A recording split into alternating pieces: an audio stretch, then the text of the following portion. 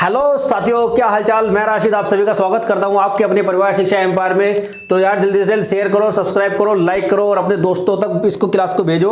उनको बुलाओ के क्लासेज यहाँ चल रही हैं, बहुत अच्छे से आपको पढ़ाया जा रहा है। जो बच्चे पुराने जुड़े हुए हैं उनको पता है कि कितने डिटेल में हम पढ़ा रहे हैं, कहाँ से बिल्कुल जीरो से हमने शुरू किया है। हिंदी में पढ़ा रहा हूँ, सीडीपी में पढ़ा रहा हूँ, दोनों चीज़ें मैंने बिल्कुल जीरो से शुरू की हैं, बेसिक से। बिल्कुल साइकोलॉजी ले लो, साइकोलॉजी से बिल्कुल वहाँ से शुरू किया है। साइकोलॉजी का इतिहास के साइकोलॉजी से पहले क्या था, उसके बाद में साइकोलॉजी कैसे बना और साइकोलॉजी के अर्थों में कहाँ कहाँ कैसे कैसे परिवर्तन आते रहे। उसके बाद में फिर धीरे धीरे हम यहाँ आज बुद्धि तक आ गए हैं। और हिंदी भी जो मैंने शुरू किया है, हिंदी भी बिल्कुल जीरो से, कि हिंदी शब्द की उत्पत्ति कहाँ से हुई है, बिल्कुल बेसिक से। कि जब हम हिंदी पढ़ रहे हैं तो हमें हिंदी के बारे में पता होना चाहिए कि हिंदी का शब्द जो है वो हिंदी शब्द बना कहाँ से, मतलब कहाँ से हिंदी शब्द की उत्पत्ति हुई है, उसके बारे में बिल्कुल जीरो से। जो कोई बच्चा यहाँ अभी आज नया जुड़ा है हमसे, वो पुरानी क्लासेस जरूर देखे। बहुत अच्छे से समझाने की कोशिश की गई है और बहुत अच्छे से डिटेल में समझाया भी है, और तब यहाँ पर आए। ठीक है, तो जल्द से जल्द शेयर करो, सब्सक्राइब करो, लाइक करो, कमेंट करो कि कैसी क्लासेस चल रही हैं। ठीक है, तो हम शुरू करते हैं अपना जो बुद्धि का जो चैप्टर हमने शुरू किया था, उसमें कुछ चीज़ें बेसिक जानकारी हमने ले ली थी उसमें कल की क्लास में, कि उसकी डेफिनेशंस क्या है, किस मनोवैज्ञानिक ने क्या डेफिनेशन दी है। और उसके बाद में जो उसके परीक्षण थे वो हमने देखे। स्टैनफोर्ड परीक्षण हुआ, जब बिने साइमन परीक्षण हुआ, वो कैसे कैसे फिर उसमें कितने बदलाव हुए। उसके बाद में अब हम सीधे चलते हैं कि अपने आईक्यू टेबल क्या है। आईक्यू टेबल के बारे में बताना है आज कि आईक्यू टेबल क्या है। आईक्यू मतलब होता है इंटेलिजेंट क्यूसेंट, जो हमारा आईक्यू लेवल है, कहते हैं ना आईक्यू लेवल। तो आईक्यू लेवल यही है, 70 से कम है, 70 से ज़्यादा है और 130 से प्लस है। तो आईक्यू लेवल यही है कि कितना आईक्यू। और निकाल रहे थे ना हम कल पिछली क्लास में, आईक्यू बराबर MA/CA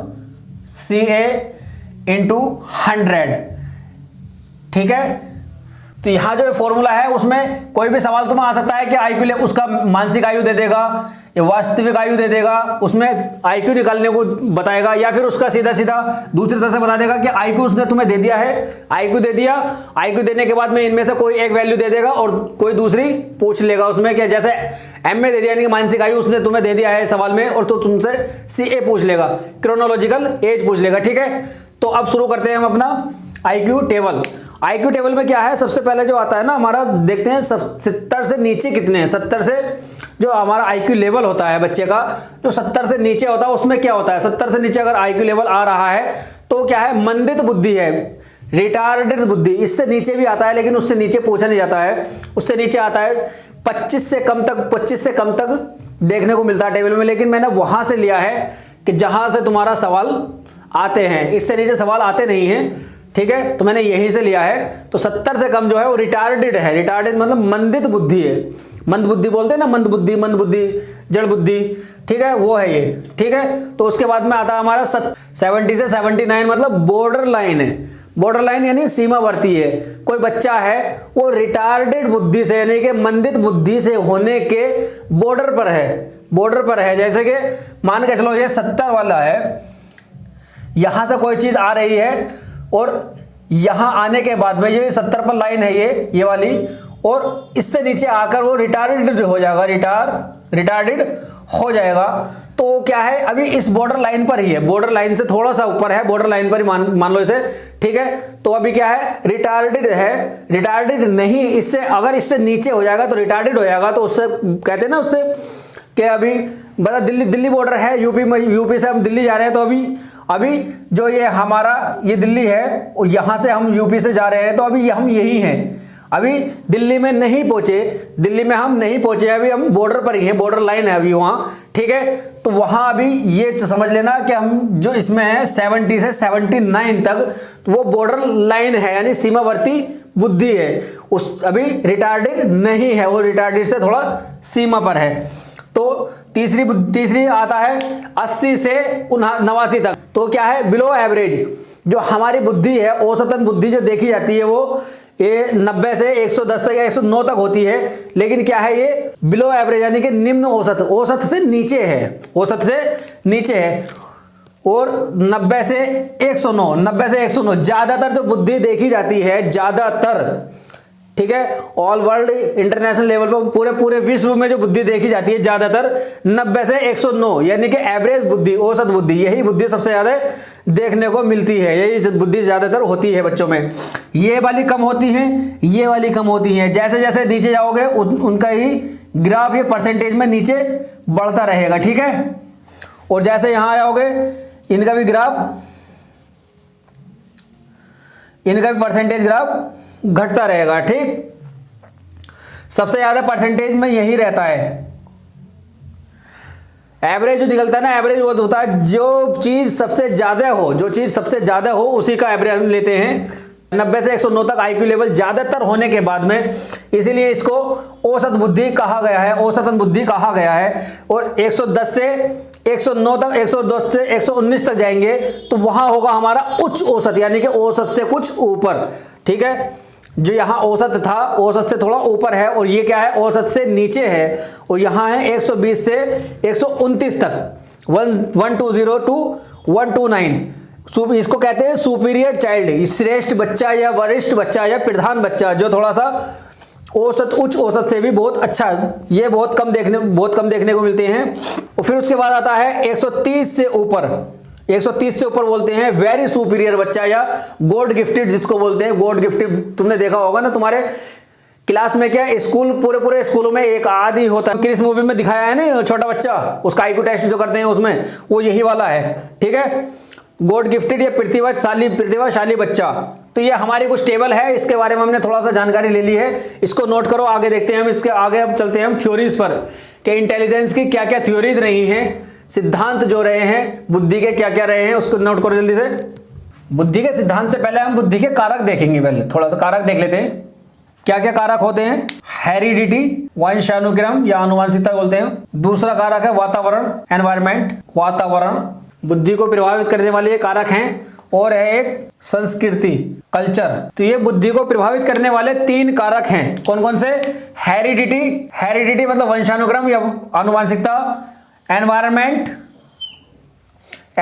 वातावरण, कल्चर या संस्कृति, ठीक है। इन तीनों से हमारी बुद्धि प्रभावित होती है। अब कैसे होती है? जैसे कि वंशानुक्रम है, अब वंशानुक्रम में जो माता पिता से गुण हमें प्राप्त होते हैं वो वंशानुक्रम होते हैं। जैसे कि बुद्धि, हमारी बुद्धि भी हमारी वंशानुक्रम से होती है, जब माता पिता से ही हमें प्राप्त होती है। जितने इंटेलिजेंट हमारे माता पिता होंगे, ज्यादा पॉसिबिलिटी है कि हमारी बुद्धि भी उतनी ही अधिक हो, ज्यादा पॉसिबिलिटी है।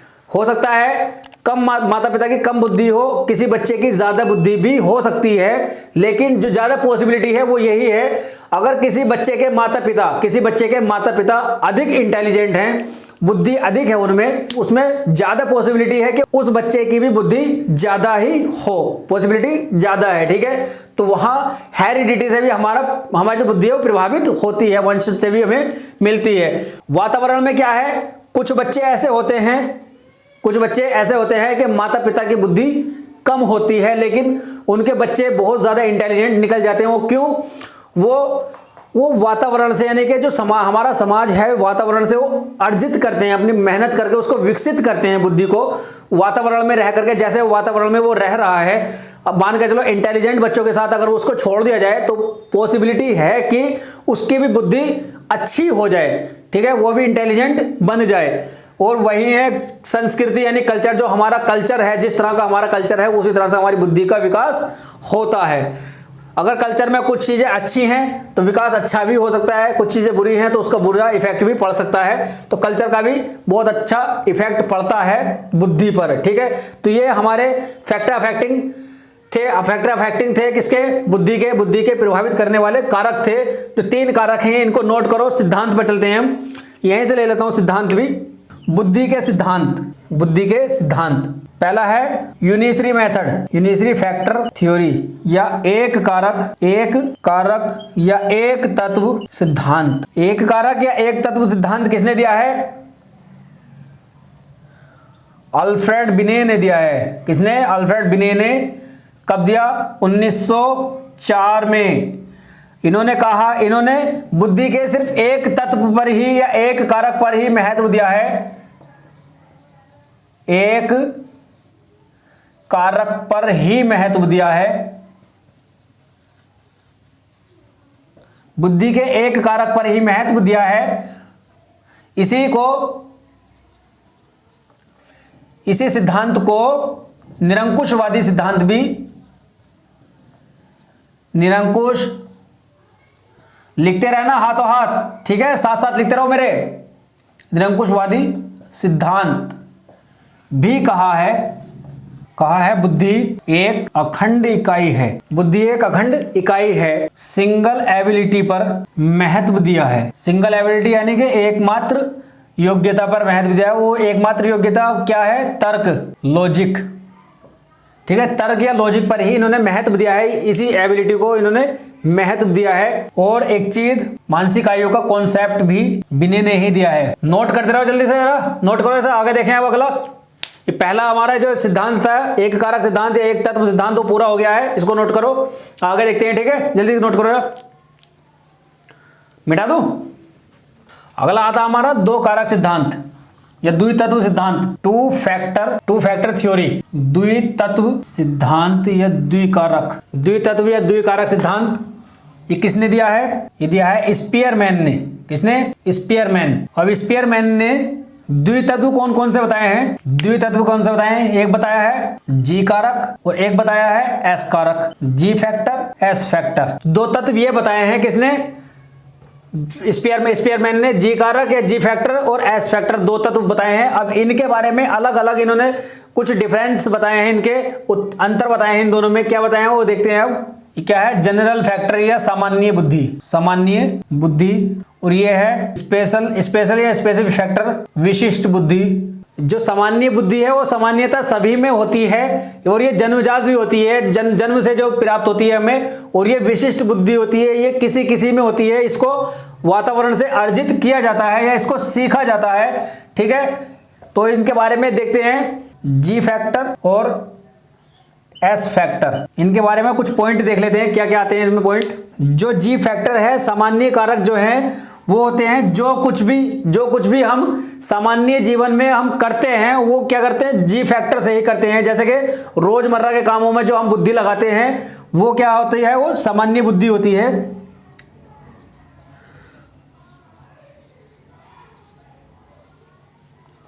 रोजमर्रा के कार्यों में, ये किसी स्पेशल कार्य में होती है, ये किसी स्पेशल कार्यों में। जो जी कारक है सर्वव्यापी होती है या सबको प्राप्त, ये सर्वव्यापी होती है। और जो एस फैक्टर है ये किसी किसी के पास, ये सभी में नहीं होती।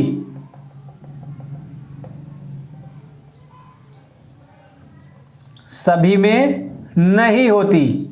जो जी फैक्टर है वो जन्मजात होती है, जन्मजात। और एस फैक्टर वातावरण से अर्जित की जाती है, जैसे कि डांसर है, डांसर की है, गायक की, गाने वाले की, एक्टर की बुद्धि, ठीक है। ये क्या है? इसको सीखा जाता है, ठीक है। जैसे गायक, डांसर, ठीक है, एक्टर इत्यादि। और जो जी कारक होते हैं वो फिक्स होते हैं, ये फिक्स्ड या स्थिर होती है। और एस कारक परिवर्तनशील होते हैं, इनको बदला जाता है, इनको बदला जा सकता है। मान के चलो अभी हम गाना गाने पे काम कर रहे हैं, गायक बनना चाहते हैं, उस पर काम कर रहे हैं। उसके बाद में हमारा मन हुआ डांस सीखने के लिए, तो उस पर हम जा सकते हैं, एक्टिंग के ऊपर जा सकते हैं हम। जैसा कि देखा होगा कुछ सिंगर होते हैं वो एक्टिंग भी करते हैं और गाना भी गाते हैं, ठीक है। तो ये इसके क्या है? इसमें अंतर है, ये कुछ इसमें अंतर है एस फैक्टर और जी फैक्टर में। उसको नोट करो जल्दी से जरा। और इसमें एक पॉइंट और लिख लेना, नीचे जगह नहीं है, मैं ऐसे बता रहा हूं। तो जो जी फैक्टर है लिख लेना उसको भी। जो जी फैक्टर है वो सभी सफलताओं में योग्य है। जो भी है, जो हर सफलता में, हर कार्य में इसको तुम उपयोग में ला सकते हो जी फैक्टर को। लेकिन जो एस फैक्टर है ये सिर्फ पर्टिकुलर एक ही कार्य में तुम यूज में ला सकते हो, जिस कार्य को तुम, जिस बुद्धि को सीखना चाहते हो। मान कर लो गाना गाने वाली बुद्धि तुम सीखना चाहते हो, गाना गाने वाली बुद्धि तुम अपने पास लाना चाहते हो, डांसिंग लाना चाहते हो, तो डांसिंग वाली सिर्फ डांस में ही काम आएगी, ठीक है, और किसी कार्य में काम नहीं आएगी। एक्टिंग वाली एक्टिंग में ही काम आएगी। तो इस पॉइंट को भी लिख लेना। आगे देखते हैं अब। चलो लिख देता हूं मैं, इसको भी लिख देता हूं मैं, ठीक है। जी कारक हर सफलता है, प्रत्येक सफलता लिए जिम्मेदार है, किसी भी कार्य में उपयोगी।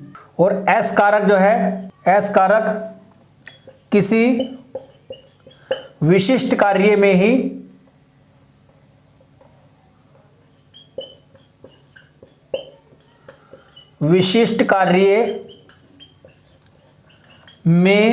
ही उपयोगी है।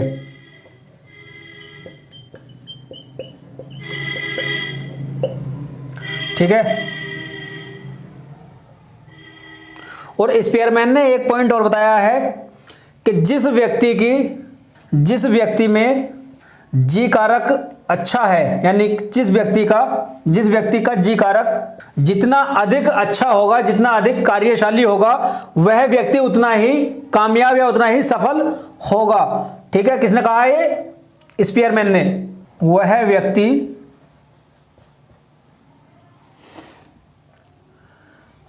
प्रत्येक कार्य में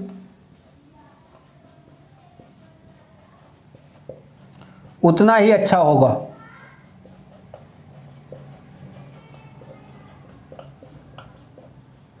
ठीक है, नोट करो इसे।